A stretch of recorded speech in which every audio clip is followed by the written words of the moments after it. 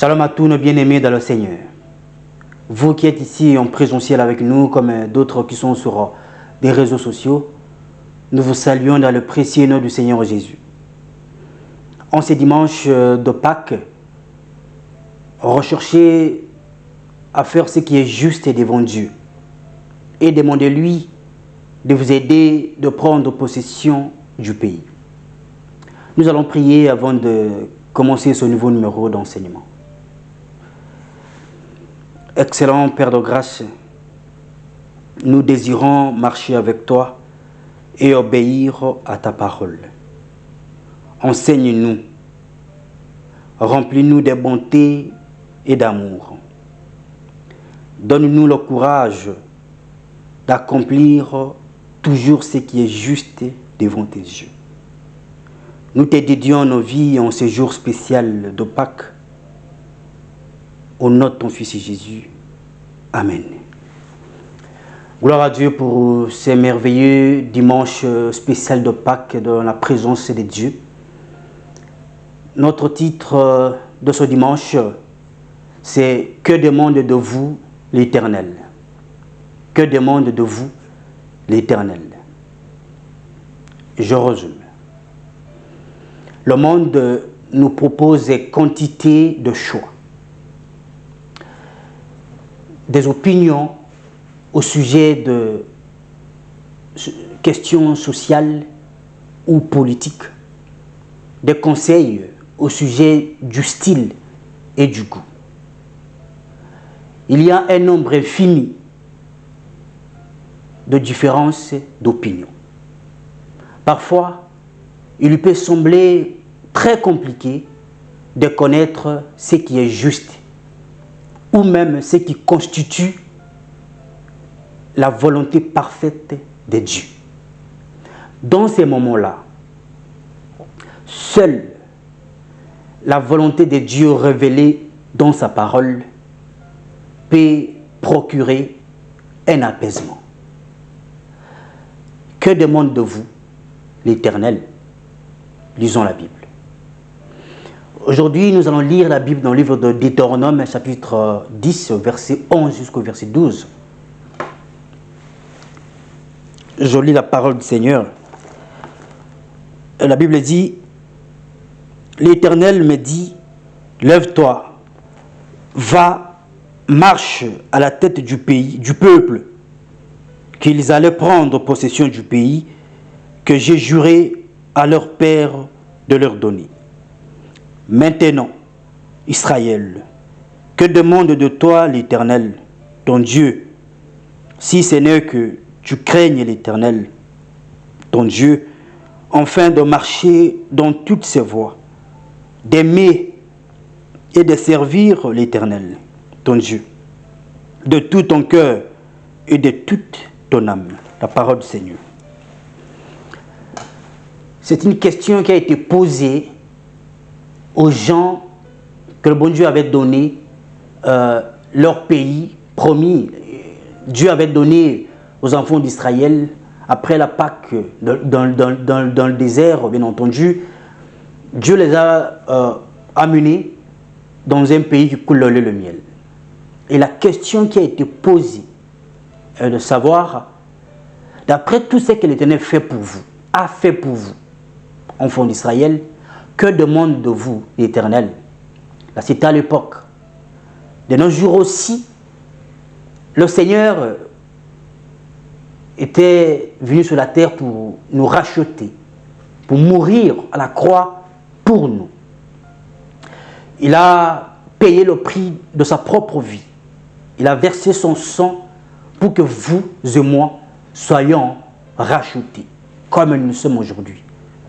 Alors, la même question revient encore, en disant, que demande de vous l'Éternel?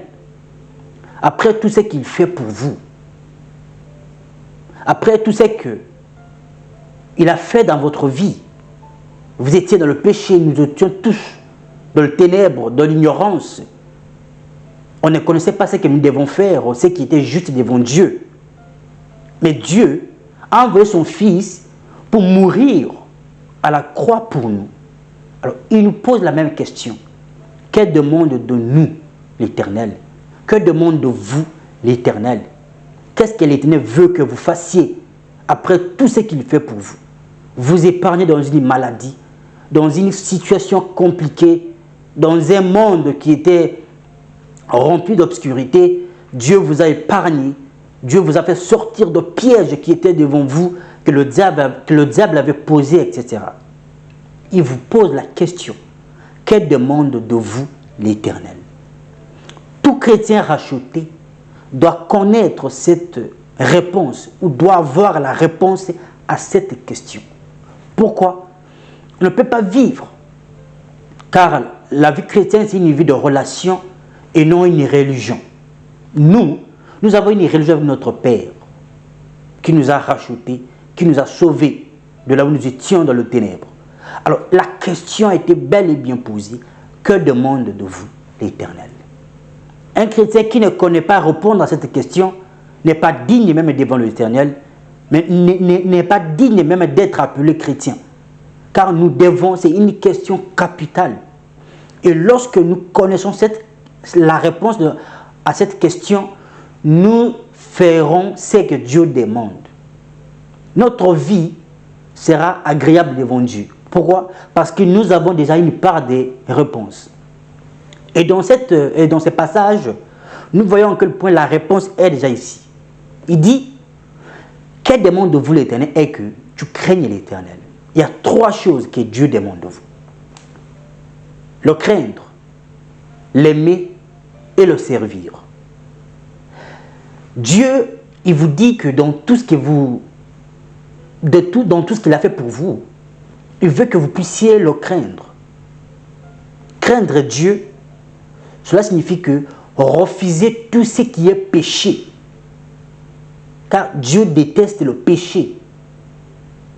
Et la Bible va jusqu'à dire que tout ce qui n'est pas le fruit d'une conviction est un péché. Dieu veut nous voir dans sa présence sans le péché. Lorsqu'on dit craindre Dieu, ce n'est pas commencer à trembler comme les hypocrites devant Dieu, non. Mais craindre Dieu est respecter sa parole, mais le respect à sa parole est de faire tout ce qui n'est pas péché, de ne pas vivre dans la vie de péché. Il a envoyé son Fils mourir à la croix pour vous. Le sacrifice là, il nous demande en retour de ne pas vivre dans le péché. Craignons l'Éternel, car c'est un Dieu saint qui aime nous voir, nous, ses enfants, être saints, vivre de la sainteté. C'est ça qu'on appelle craindre l'Éternel. Dieu ne nous demande pas de nous sacrifier. Dieu ne nous demande pas de donner comme beaucoup pensent, parce qu'il a envoyé son Fils mourir à la croix pour nous sauver, pour nous racheter. Alors Dieu me demande peut-être que je me bats, que je m'entretue, que je monte, que je descende sur un arbre pour prouver que je crains Dieu. Non. La crainte de Dieu, simplement, est d'obéir à sa parole. Obéir à sa parole. C'est contrairement comme les gens de l'autre côté là. C'est au moins disent que nous devons faire tout pour craindre Dieu. Il faut aller tuer d'autres personnes pour prouver que Dieu, nous les craignons. Non. Dieu ne nous envoie pas d'aller tuer les autres. Dieu nous demande de le craindre. Et cette crainte de Dieu doit commencer par l'obéissance à sa parole. Là où Dieu n'a pas dit que vous puissiez fréquenter, il ne faut pas fréquenter. Craindre Dieu, c'est refuser le péché. Craindre Dieu, c'est refuser le péché. C'est tout ce qui est faux, tout ce qui est négatif devant Dieu. L'honorer en toutes choses. L'honorer. Faire ce qui est bon devant ses yeux. Il nous dit même dans Romains chapitre 12, verset 2, que ne vous conformez pas au siècle présent, mais soyez renouvelés par le renouvellement de l'intelligence, afin de savoir ce qui est bon, ce qui est agréable, ce qui est parfait devant Dieu. C'est ça, craindre Dieu. En ces jours de Pâques, Oui, c'est bien de célébrer. Oui, c'est la résurrection. Mais qu'est-ce qu'il vous demande en retour? C'est de le craindre. Craindre est de ne pas se conformer à ce siècle présent. Craindre Dieu est de ne pas fréquenter là où les païens qui ne craignent pas le Seigneur fréquentent. Je n'ai pas dit que les païens ne sont pas les êtres humains. Ils sont les êtres humains, mais ils n'ont pas la crainte de Dieu. Mais nous, en tant que de rachetés, en tant que de chrétiens obéissants au Seigneur, nous ne devons pas vivre comme eux. Nous avons une mode de vie qui doit attirer les païens en Christ, de venir auprès de Christ qui nous a lavés, qui nous a rachetés, qui nous a rendus propres.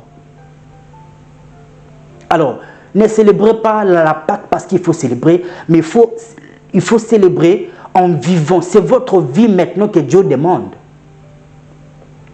C'est votre vie que Dieu demande. Dieu a nourri les enfants d'Israël dans le désert avec une manne qui tombait du ciel.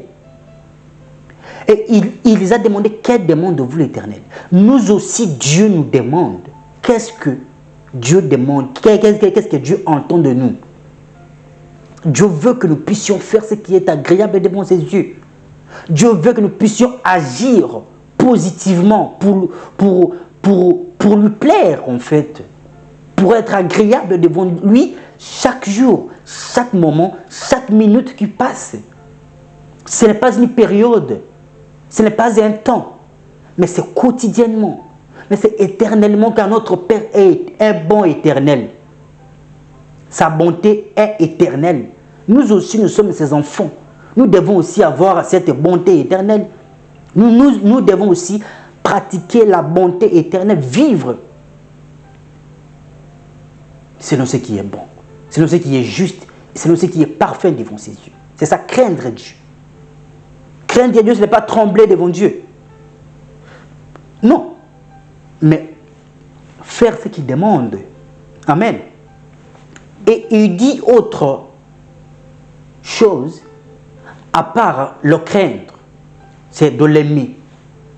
Aimer Dieu, ça signifie que celui qui aime Dieu est toujours attaché à ce que Dieu demande. C'est la même chose, mais ça parle beaucoup. L'amour envers Dieu. Jésus même avait résumé ça en disant ceci, que le plus grand commandement, lorsque Nicodème était allé lui demander qu'est-ce qu'on doit faire, Seigneur, pour entrer dans le royaume de Dieu, il dit que crains Dieu de tout ton cœur, de toute ton âme et de toute ta pensée. C'est le premier commandement, selon Jésus. Alors, on ne sait pas que nous devons savoir que nous devons craindre d'abord Dieu et ensuite l'aimer de tout notre cœur, de toute notre pensée, de toute notre âme, de toute notre force. Cela signifie que aimer Dieu, c'est aimer sa parole. Aimer Dieu, c'est aimer être là où il nous a placés, obéir à sa parole. Dieu ne peut pas vous dire, si vous prétendez l'aimer, et vous désobéissez à ce qu'il vous demande. Il ne demande pas beaucoup ou bien grand-chose. Il nous demande simplement de petites choses qui sont simples, qui sont pour notre avantage. Amen. Car il nous fait conduire toujours dans un chemin tout tracé. Il a envoyé son Fils unique mourir à la croix pour nous sauver, pour nous racheter. C'est parce qu'il nous aime. La Bible dit qu'il nous a aimés en premier. Pendant que nous étions encore pécheurs, dans le péché, dans le ténèbre, dans l'ignorance. Et nous devons maintenant vivre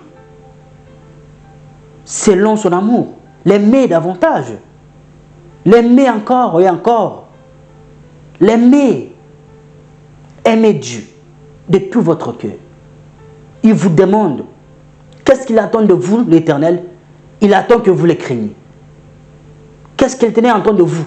Il attend que vous l'aimez. Vous qui voulez prendre possession du pays, craignez l'Éternel. Aimez l'Éternel. L'aimer, c'est donner tout de vous pour lui.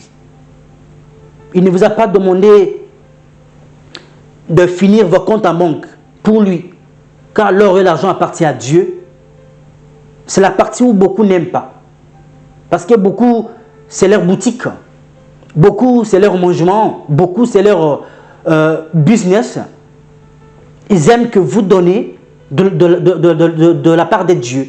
Que Dieu a besoin. Dieu n'a pas besoin. Dieu a besoin seulement que vous le craigniez et que vous l'aimez, frères et sœurs. Oui. Dieu ne vous demandera pas les choses que vous n'avez pas. Non. Non.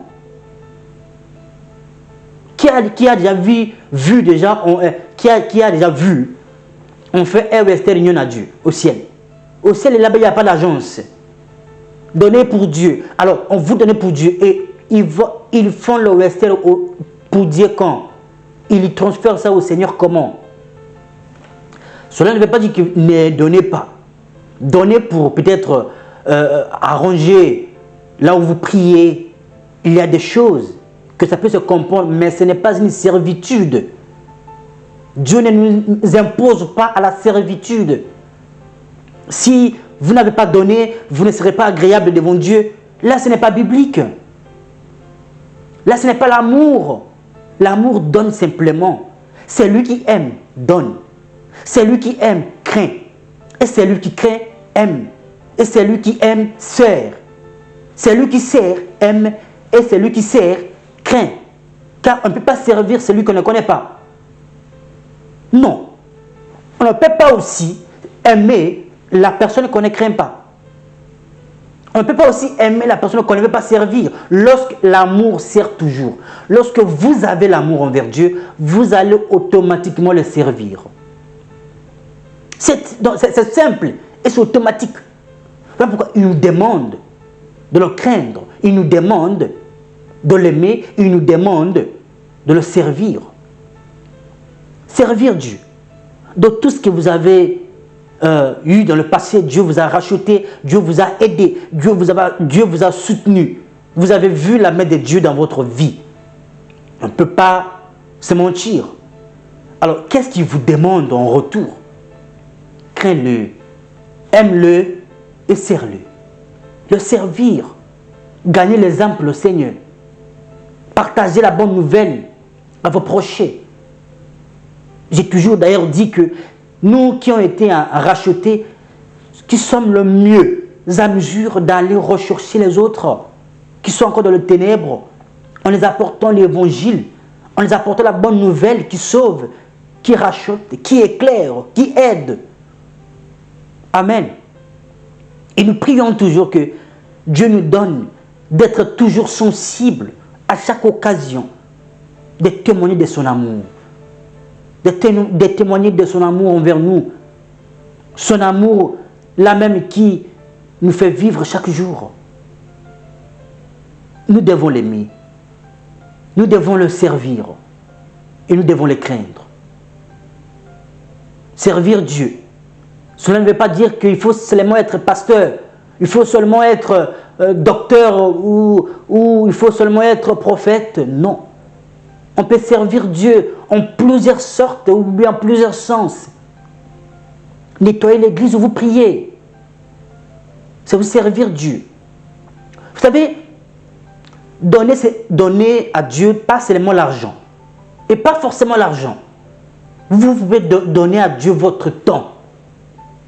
C'est aussi servir Dieu. C'est aussi aimer Dieu. C'est aussi craindre Dieu.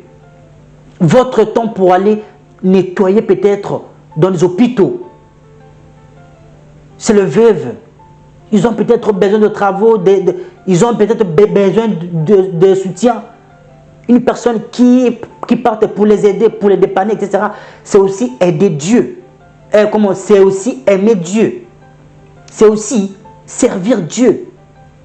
Pas seulement donner aux pasteurs. Pas seulement donner aux prophètes. Les pasteurs n'aiment pas ça. Ou les prophètes n'aiment pas ça. Non, mais aimer Dieu, servir Dieu, c'est aussi visiter les orphelins. ni caméra, ni publicité. Parce qu'aujourd'hui, il y a un phénomène bizarre où moindre action seulement de la part de Dieu, on apporte les caméras, on filme, on balance pour faire voir aux gens en quel point on aide. Dieu ne les a pas demandé comme ça. Là, ce n'est pas servir Dieu, mais là, c'est servir pour faire voir aux gens, à ce que les hommes puissent, peut-être que vous puissiez avoir la gloire des hommes. Mais nous, on n'a pas la gloire. On n'a pas à avoir la gloire dans ce monde ici. Notre gloire, c'est lorsque nous craignons Dieu. C'est lorsque notre Dieu prend place. C'est lorsque notre Dieu prend la première position dans notre vie, dans nos actions, dans tout ce que nous ferons, etc. C'est à ce moment-là que nous servons Dieu. Servir Dieu, c'est gagner les âmes. Il y a combien d'âmes que vous avez gagnées depuis le début de l'année 2023? Oui, je vais prendre possession du pays, c'est bon, c'est merveilleux. Nous vous encourageons et nous vous promettons que si vous croyez en ces enseignements et vous mettez en pratique, vous prendrez possession de votre pays promis par le Dieu, par l'Éternel. Servir Dieu, c'est gagner les âmes. Amener une âme à l'Éternel. Oui, combien d'âmes que vous avez pu ramener au pied du Seigneur depuis le début de l'année? Combien d'âmes qui sont dans votre famille, qui n'entendent même pas la parole de Dieu, et vous fréquentez l'église chaque jour, vous êtes chrétien, vous prétendez connaître Dieu, vous prétendez servir Dieu. Mais aucun membre de votre famille entend même la parole de Dieu. Pourquoi? Dieu ne dit pas seulement que vous soyez des pasteurs ou des prophètes pour transmettre sa parole. Non. La même manière dont vous écoutez, vous demandez au Saint-Esprit la permission. Il va se servir de vous. Il dit, ouvrez vos bouches et je mettrai mes paroles. Et vous allez communiquer sa parole. Et le Saint-Esprit va faire son travail. Et il y aura une âme qui va être sauvée, qui va revenir au pied du Seigneur, dans la lumière de Dieu, pour célébrer ensemble la Pâque. Pâque en question, ce n'est pas seulement de la bouche, mais c'est de craindre Dieu, mais c'est d'aimer Dieu, et c'est de servir Dieu. Amen.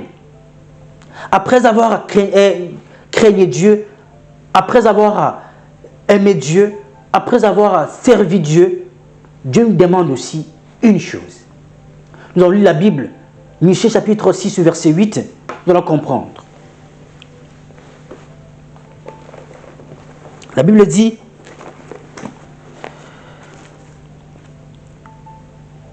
on t'a fait connaître, ô homme, ce qui est bien.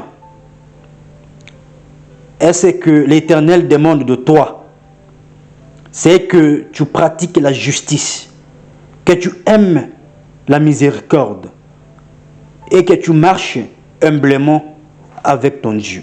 La parole du Seigneur. Dieu demande aussi que nous puissions pratiquer la justice. Car celui qui craint Dieu doit marcher dans la justice de Dieu. Être juste devant Dieu, ce n'est pas être corrompu. Ce n'est pas accuser les gens innocemment. Non. Et marcher dans la miséricorde. Et marcher selon la voie de l'Éternel. Tout ça, craignez Dieu, servez Dieu et servir Dieu nous pousse automatiquement à vivre dans la justice de Dieu. Nous aide à vivre dans la miséricorde envers nos prochains. Car nous allons gagner leur âme. S'ils sont dans le faux, s'ils sont dans le ténèbre, c'est nous qui ont goûté. C'est nous qui ont goûté, c'est nous qui ont vu même que Dieu nous a promis un pays qui coule le lait et le miel. Alors pourquoi laisser nos frères et sœurs qui sont dans le ténèbre, qui ne sont pas encore prêts pour accepter le Seigneur? La miséricorde va nous pousser à nous attacher, à les appeler, à les communiquer la bonne nouvelle, afin de leur dire la vérité de où nous sommes La justice, c'est vivre aussi correctement. Un chrétien n'est pas un voleur. Un chrétien n'est pas un menteur. Un chrétien n'est pas celui qui est cupide, ensoiffé de l'argent. Non. Non du tout. Vous devez rester correct avec le Seigneur. C'est ça aussi craindre Dieu. C'est ça aussi aimer Dieu.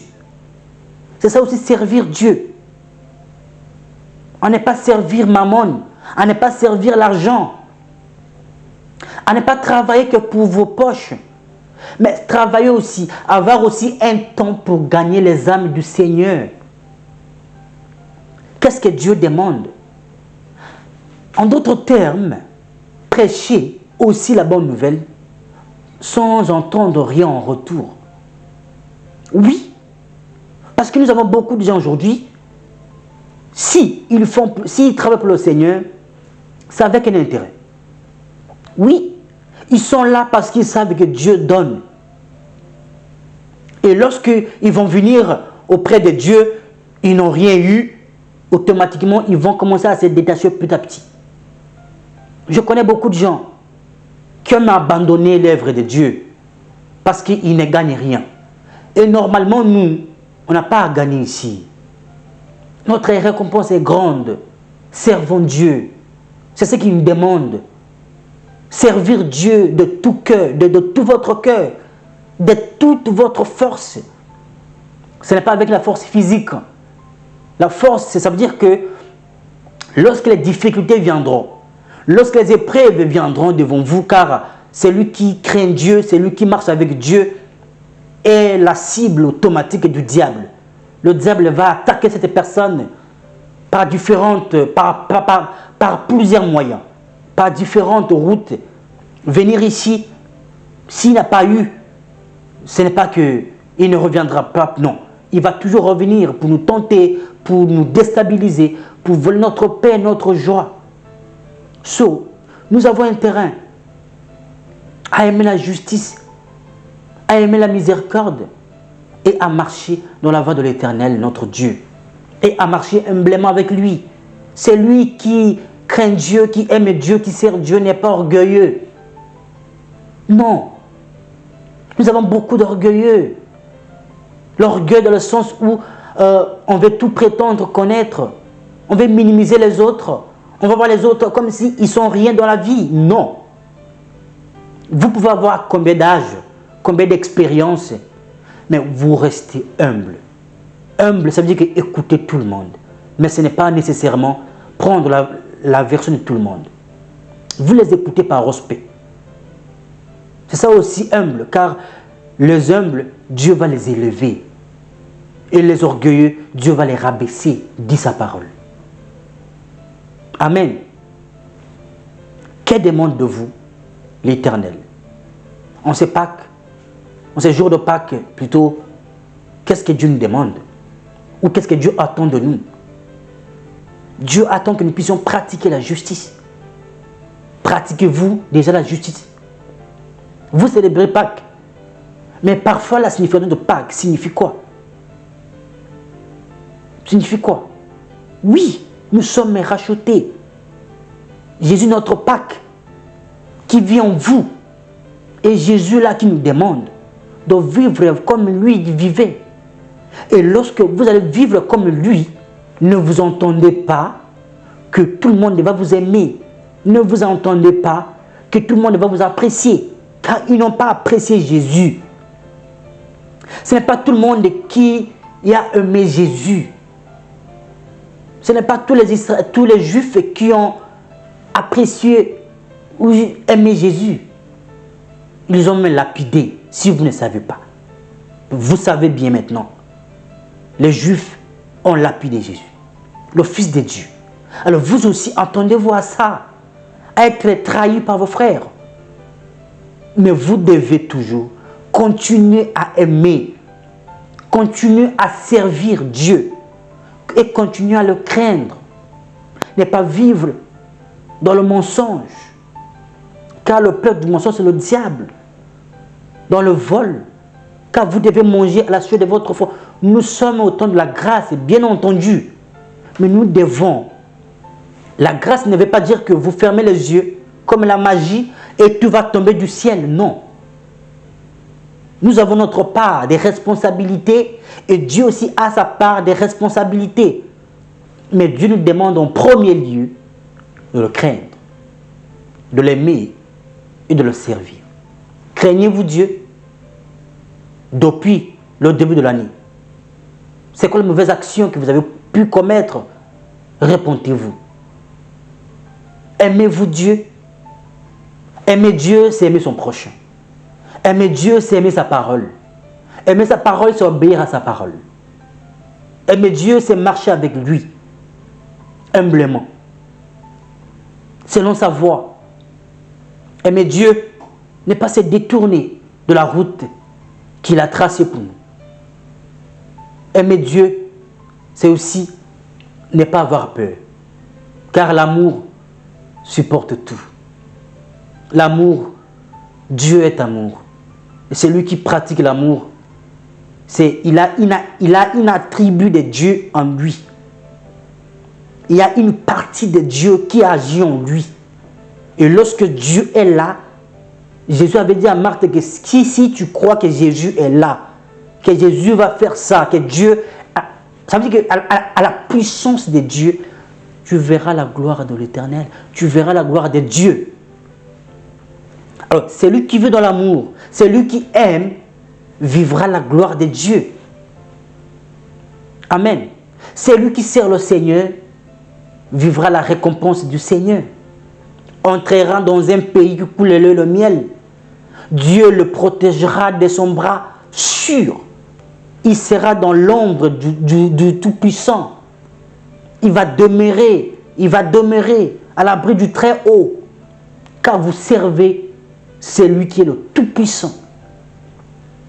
Et son ombre va vous couvrir. Et aucun mal va vous arriver. Et le sang de Jésus va vous accompagner, va vous protéger, car votre service a un chef qui voit tout, qui paye mieux, qui récompense mieux, qui encourage mieux les gens qui sont déterminés à son service. Il n'est pas un faux chef. Non. Dans le monde, vous pouvez travailler pendant un mois et après à la fin on vous dit, écoutez, on a beaucoup de dettes dans la société, il faut patienter, l'argent, ça va passer. Non. Dieu n'a pas d'excuses et Dieu n'a pas d'explication à vous donner. Lorsque vous faites ce qu'il demande, vous êtes sous sa protection. Et Dieu sait prendre soin de ses serviteurs. Dieu sait prendre soin des gens qui servent sa parole, son nom, qui sont derrière sa parole, qui communiquent sa parole aux autres, qui aiment que les autres soient sauvés comme lui, comme nous autres nous étions ou nous sommes déjà sauvés. Amen. Notre Pâques doit être résumé en 3 propos. Craignez Dieu, aimez-le et servez-le. Craignez le Seigneur, aimez le Seigneur et servez le Seigneur. C'est ce qu'il nous demande.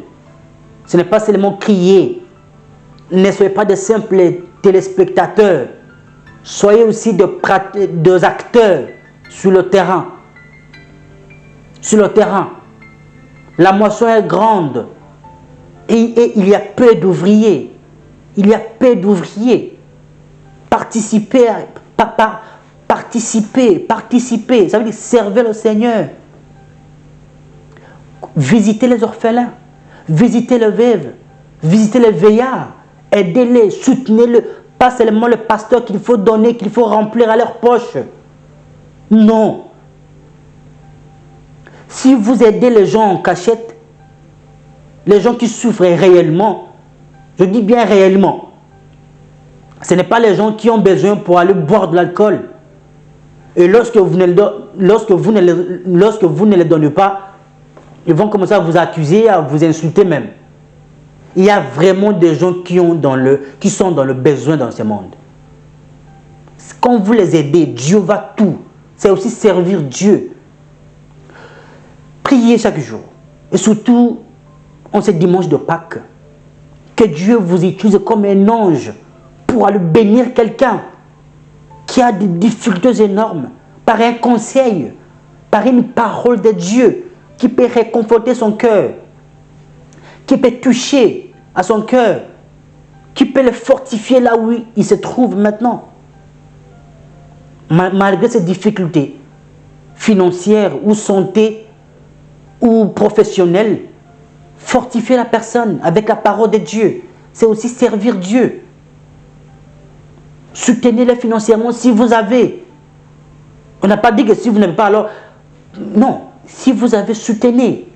Mais pas forcément, pas seulement les pasteurs, pas seulement à l'église, donner aux hommes de Dieu. Ils sont déjà riches. Vous voulez encore les donner pour comment?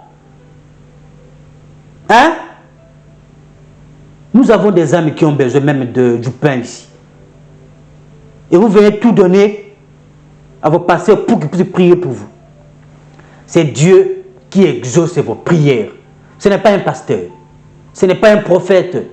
Ce n'est pas un berger dans l'église qui exauce les prières.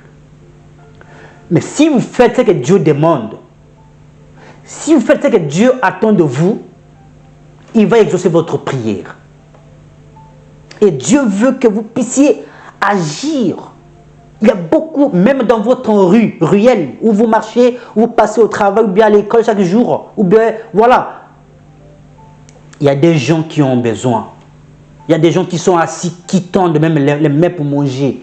Soutenez ces gens-là. Au nom de Dieu, priez que Dieu, je donne ça parce que je veux donner de ta part. Et vous donnez l'argent et vous parlez aussi de Dieu. C'est au nom de Dieu que je vous donne. La personne va comprendre que c'est Dieu qui est passé par la personne. Vous seulement, allez, daddy, prenez ceci pour prier pour moi. Oui, c'est bon, ils prennent, ils mangent, ils bouffent. Ils envoient leurs enfants dans de belles écoles. Ils font tout pour leurs femmes, pour leur propre intérêt. Non pour l'intérêt du royaume. Je sais qu'eux n'aiment pas ça. Parce que c'est leur business, c'est leur boutique. Mais nous, Dieu nous demande que de tout ce qu'il fait pour nous, il nous a rachetés. Il nous a pris de quelque part, jusqu'ici. Sorry. Il veut que nous puissions le craindre, l'aimer et le servir. Il veut que nous puissions le craindre, l'aimer et le servir. Craignez Dieu en marchant de la justice, en pratiquant sa justice. Qu'est-ce que Dieu n'aime pas et qu'est-ce que Dieu aime? Vous devez savoir. Et où est-ce que Dieu ne veut pas que vous puissiez arriver? N'arrivez pas. Où est-ce que Dieu vous dit d'arriver? Arrivez. C'est aussi craindre Dieu.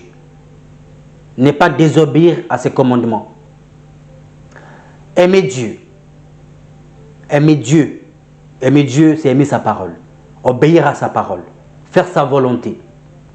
Il ne vous a pas demandé de faire de sacrifices pour que Dieu me donne. Il faut que je jeûne autant de jours, autant de fois. Dieu ne vous a pas demandé de jeûner pour qu'il puisse vous donner. Non, il faut arrêter ça. Ce n'est pas biblique. On jeûne, c'est parce qu'on n'a pas une bonne communion avec le Seigneur. On jeûne parce qu'on sent que ma communion avec Dieu n'est plus bien. Vous voyez? Et c'est ça qu'on appelle aimer Dieu, aimer sa parole. Et faire de jeûne pour être récompensé par Dieu, ça ce n'est pas biblique. Ce sont les doctrines humaines, ce sont les humains qui vous imposent ça. Et là, c'est vous qui connaissez ça. Mais Dieu ne vous a pas demandé de faire ça. Ici, Dieu vous demande de l'aimer, aimer sa parole, obéir à sa parole, partager sa parole sur votre Facebook, sur votre réseaux sociaux. Vous partagez que les mauvaises nouvelles. Vous partagez que les choses qui n'honorent pas Dieu. Vous partagez que les bêtises. Il faut regarder, vous avez les immunités, vous avez l'internet ou bien voilà, la connexion gratuite ou même payante. Mais vous devez partager la parole de Dieu, même un verset biblique. C'est aussi aimer Dieu. Vous aimez Dieu, mais vous ne partagez pas sa parole. Quel amour! Hein? Quel amour! Vous aimez Dieu, vous partagez que des mauvaises nouvelles.